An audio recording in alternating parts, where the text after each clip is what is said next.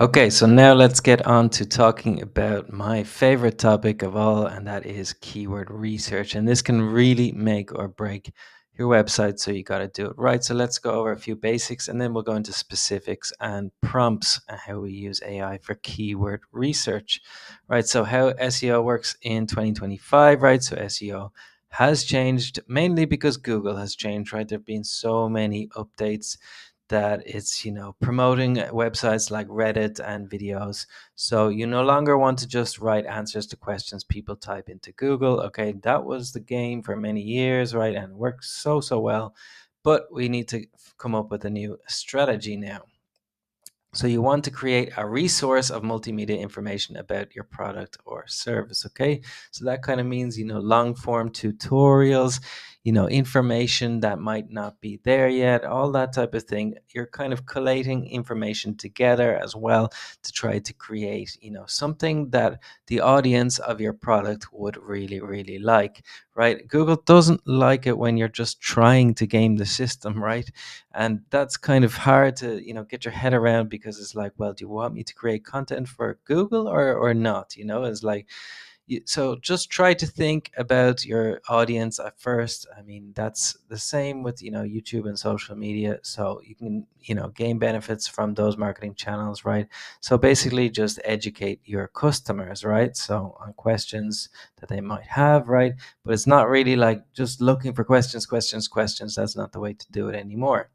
So one way to think about it is to have content hubs, right? So content hubs are like categories of content on your website, right? So it's just a kind of breakdown of different styles of content, and okay, I'm going to talk about this topic over here for a certain amount of period, right? It could be a niche of a niche. Maybe that's a good way of describing it. Okay, so you could have, this is your main niche, a CRM system or a marketing system, right?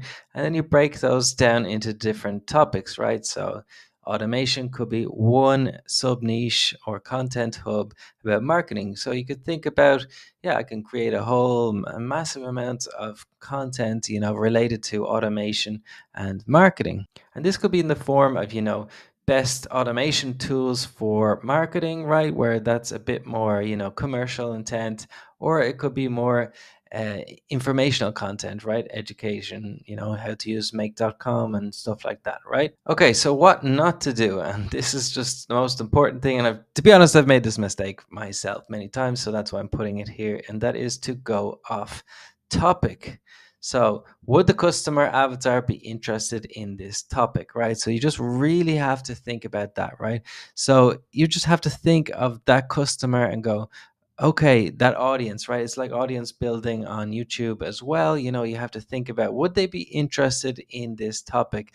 And it's hard that you won't always get it right. It's fine if you get it wrong sometimes, but you just cannot go off topic. If you're talking about travel, then don't start talking about automation or something like that. It's just not related enough. Okay, sometimes there are shoulder niches, right, where it's you might have a little bit of an overlap, right? And that's something to kind of, you can go in there a little bit, right, but just don't start going off too far. So one of the problems can be, you see a lot of success with kind of a shoulder niche or something that's similarly related, right? And you start going off, and then it's like the whole idea of your website has now changed and you're doing something different, right? So, that's something that's happened to me, and it's just, it's really important to stay on topic, right? So, when I do this, I just, close my eyes and think about, is this, related, right? So I just put these as an example. Might not be the best example ever, but Bruce Springsteen, The Sopranos, and Asbury Park. Okay, so it's like all those things, it's like, what do they have in common? It's like they're all about New Jersey, right? They're all related to New Jersey, right?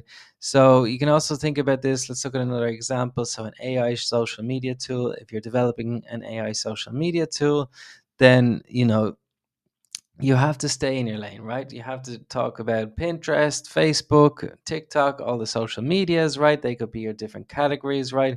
Just, if you want to talk about something else and you find something even that's super important, or getting lots of traction or whatever, then it's almost better to start a new website, because that's the type of thing that just Google does not like, right? I've done this before, and you just get slapped if you are talking about too many things, right? It's just stay in your lane. That is my main advice, right? Okay.